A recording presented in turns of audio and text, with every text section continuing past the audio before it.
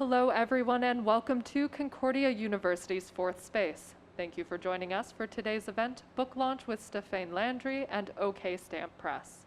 To help situate you, we are streaming to YouTube live from Loyola. Nope, we're not, actually. Take that again. We're live streaming from Fourth Space, which is located on unceded Indigenous lands in Tiohtià:ke, Montreal.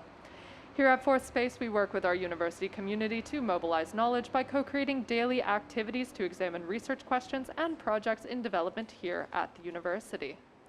We're going to go ahead, keep this short. So with that, it is now my pleasure to hand it over to the co-director of OK Stamp Press and Concordia faculty member, Maya Ray Oppenheimer. Maya, go ahead.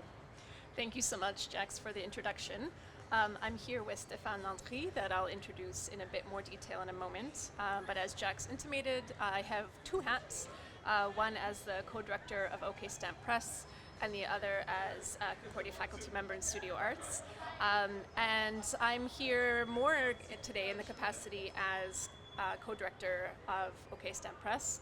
And we're here to launch Stephane's book of poetry, something that we've been working on together for a while now. And I was involved with Stephane in the editing as well as design of the book. Stephane is a long-time writer, but a first-time published poet. I've known Stephane for many, many years. He's a local Montrealer from Rosemont, but has been writing across various capacities, something that we'll talk about over the course of the next 15 minutes. And it's been a conversation of, many, many months in development of going back and forth on what we should publish together and how, in what design capacities, how will it be disseminated. So what we're going to talk about is an open conversation back and forth that involves all of these micro decisions that go behind the dissemination of a published text. So Stephane, you've been writing for many decades. I remember coming over to your place and seeing like scraps of paper all over the show. And as I intimated in the introduction, you've been doing it across various lenses. So what do you tend to write about? Oh, that's a bit of a hard question. I tend to not write about a specific subject. It's more about I sort of get a inspiration from words. Like sometimes a single word will pop into my head, and that's what creates the subject. Sometimes it's about a visual stimulus that prompts the words. But I never really sit down to say, okay, I'm going to write about nature, or I'm going to write about the city, or it's just like a I don't know, it's like a well of inspiration that's sort of all of a sudden just like I don't know. Yeah. I never, or very seldomly, sit down to write poetry. I do sit down to write other things, like stuff on Instagram or whatever, but never poems. It just like whenever the wave catches me. So yeah. And is there something specific about the format of writing poetry that for you lends itself to that kind of instantaneous improvised moment of writing? Yeah, just because it seems like I am writing from a feeling, if that's possible. Yeah, so basically writing from a feeling, and that's just what I go with. I don't know. Yeah, no, I really like the poetic way that you put that, pun intended. Writing from a feeling is, I identify with that a lot.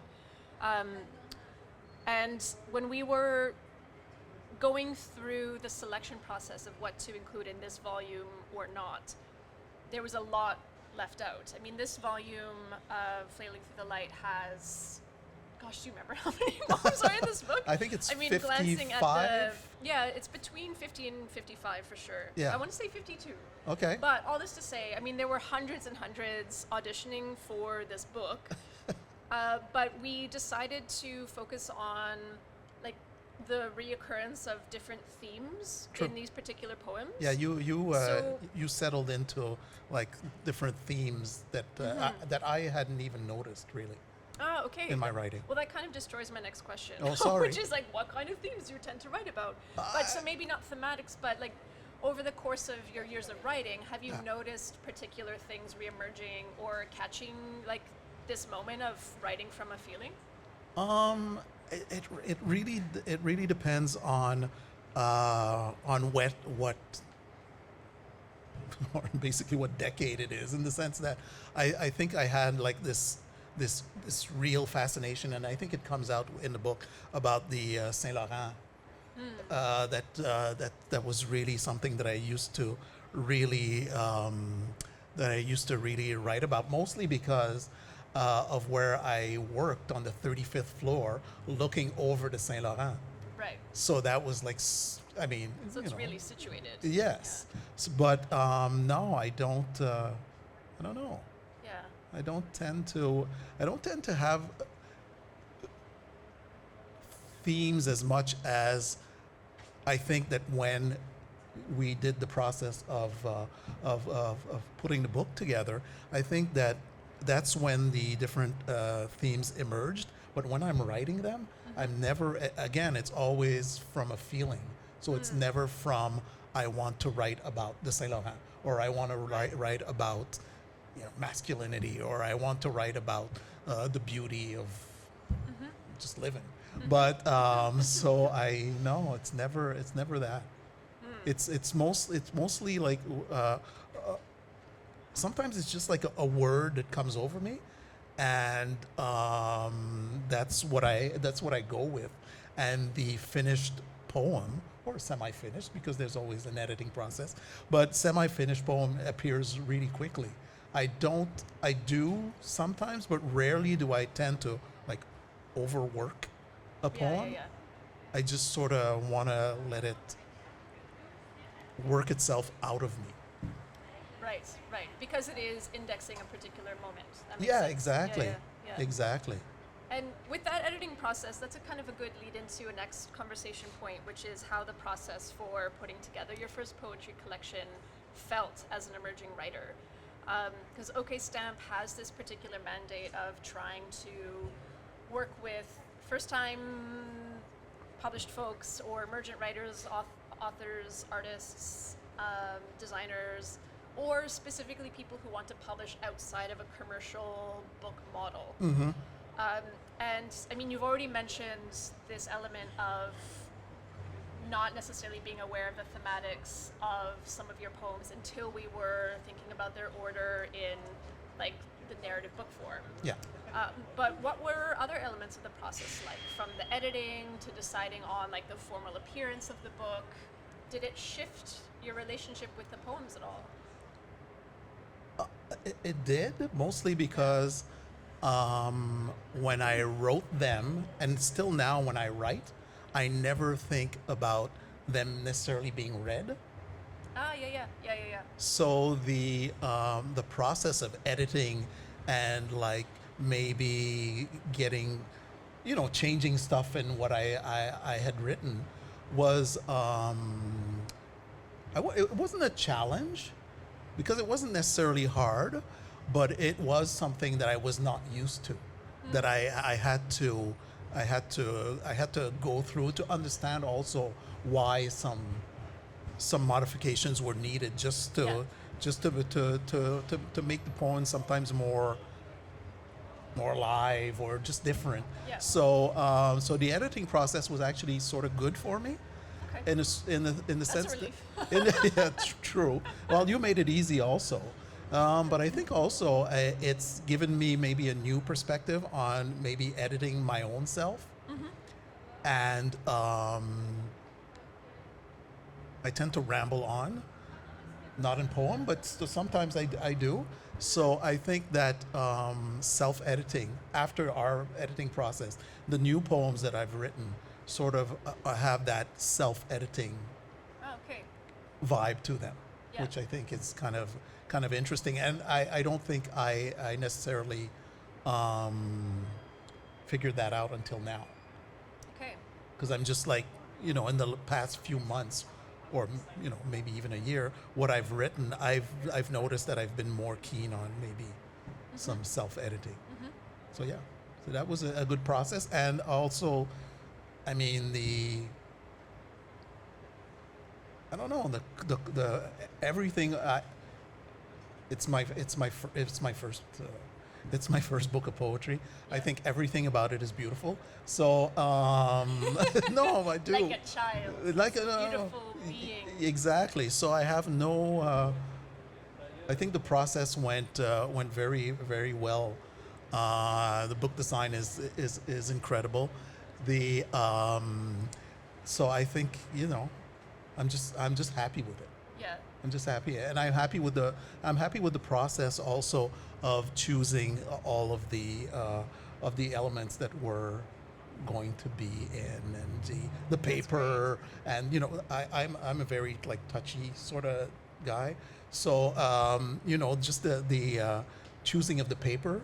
Oh, it's fun, right? Yes, like just the handling the different papers to that. I think that was like one of my favorite parts. Yeah. And I remember when we went to that printer, like maybe 2 years ago now, I had already like fallen in love with a The paper. cover paper. Yes, but I Yes. don't think we used that one. No, it's slightly different. Yes, but I think that it's a was nice fine. texture. Yeah. Yeah.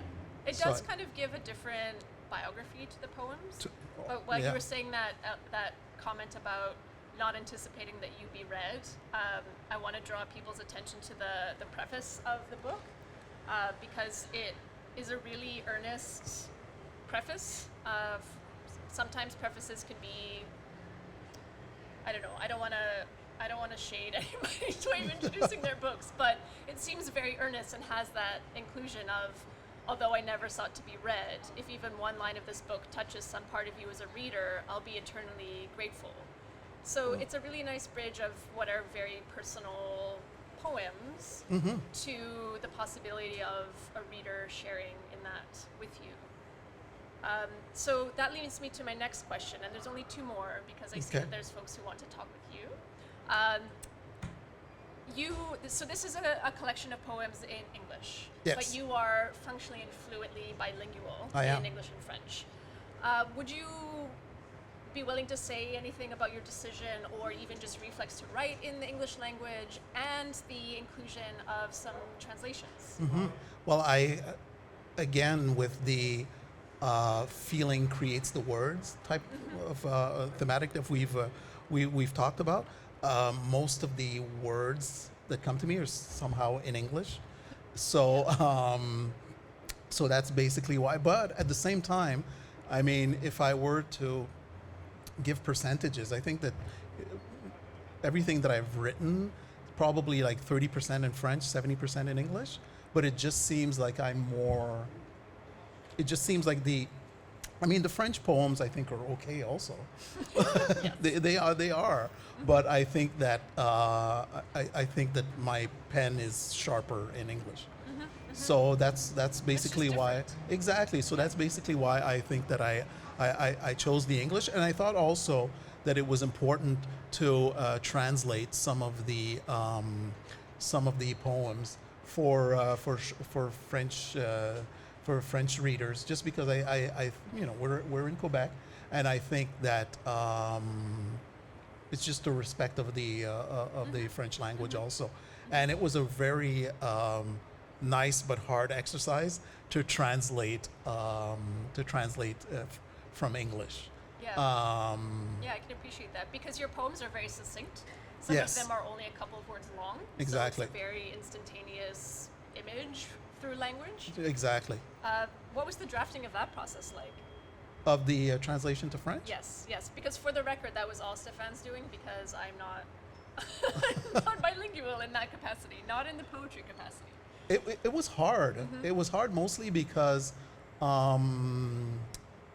some words just don't translate to French, or the meaning gets lost, shifts. or Yeah, the yeah. feeling gets lost, and I had to.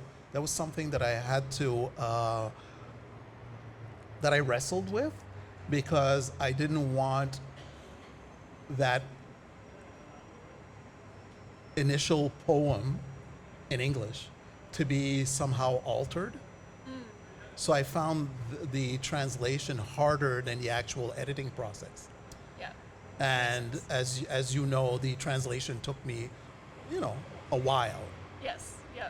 Because I have the notebooks that are just like, oh no, this doesn't work, no. Yeah. So I was wrestling with that a lot. Which tingles the bookmaker in me, because as someone who thinks about translation as not like one version into another language, but two different versions that can sit side by side on equal footing, I would love to see maybe a metamorphosis book or zine of like the poem in English and then all of the variations until it's in French and back and forth. So we'll talk about that another time. Okay. But closing down question, one of the particular dissemination models of OK Stamp Press is through mutual aid.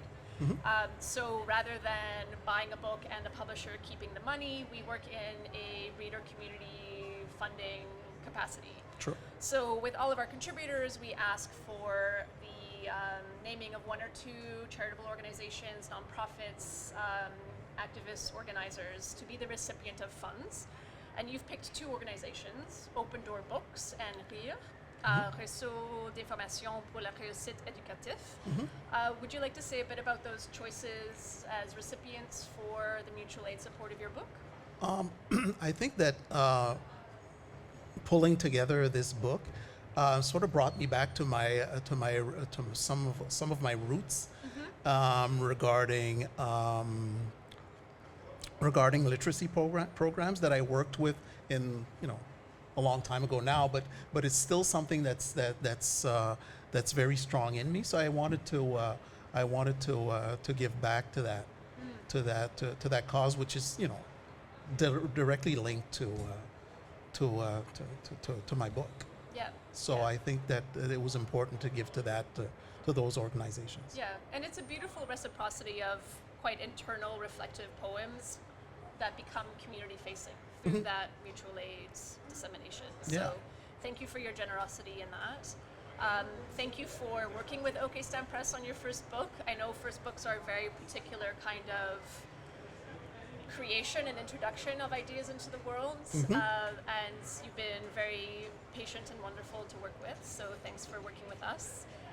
I also want to thank OK Stamp Press for allowing us to set up a launch in this space. You mean fourth space. I just thanked OK Stamp Press. Yeah, well, you can thank also yourself, us, it's but fine. fourth space. And to thank the printer for the book, Harley Smart, who works at Book Art, wonderful printer to work with, also very patient in samples and decision-making processes. Em, who is the co-director of OK Stamp Press, who works with me on everything, and Catherine Taves, who helps with the web. So always a very social group behind a single book. So thank you, and thanks for those who are trickling in to join us. And let's now eat and chat off the recording. So we're done. Any final words? Thank you. No, but just thank you for reading me. And I was very serious when I wrote that if even one person reads one poem, I mean, like I am touched, and to know that I've sold a few. Yep. Yeah, that is even more humbling, because, like I said, I never write to get read, and so just the fact that, and also let's just if we go back a bit,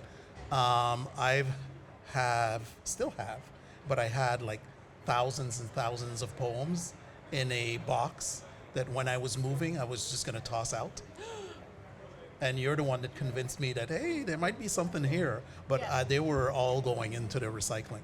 Thousands and thousands of them. It's a terrible idea. No, because I know, but like I said, just because I never wrote to get read. Yeah, no, I understand. And I would respect that decision, but I'm glad that we were able to me too. encourage you to pivot it into a publication. Me too. So, good. Me too. All right. Thank you. Well, with that, we'll step away from the mics. Thank you again, Stéphane. Thank you. Great. Thank you so much to everyone for coming in to Fourth Space today for this. And thank you so much to Maya and Stephane for this wonderful conversation. We're going to go ahead, close up the Zoom and the live stream now. So please join us once again here at Fourth Space. Have a good one.